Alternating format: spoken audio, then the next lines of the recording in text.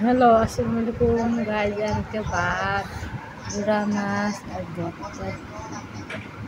আমি ভাত নিচে আপাতত প্লেটে আমি ভাত খাম।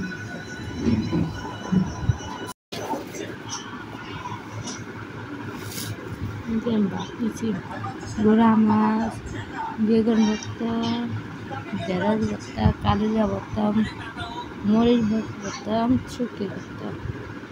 যে ভর্তা দিয়ে ভাত খাইতে আমি সব পাওয়া যায়।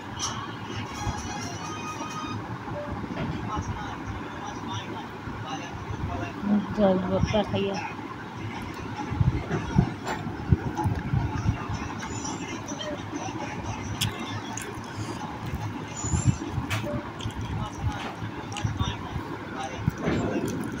আমি আরাফাতে কিন্তু প্লেটে খেতেছি। আরাফাত টাকা খাওয়াই দেয়, তবে আমি ভাত খেতে বসি। আরাফাতের প্লেটে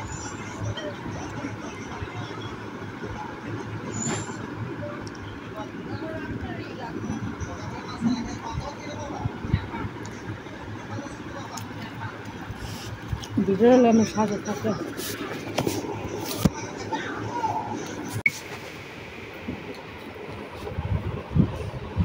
সাদা ভাত, ধরা মাছ দেওয়া, লাউ পাতা দিয়া, আর এই যে ভর্তা। একটা হচ্ছে মরিচ ভর্তা, একটা বেগুন ভর্তা, একটা আলু ভর্তা,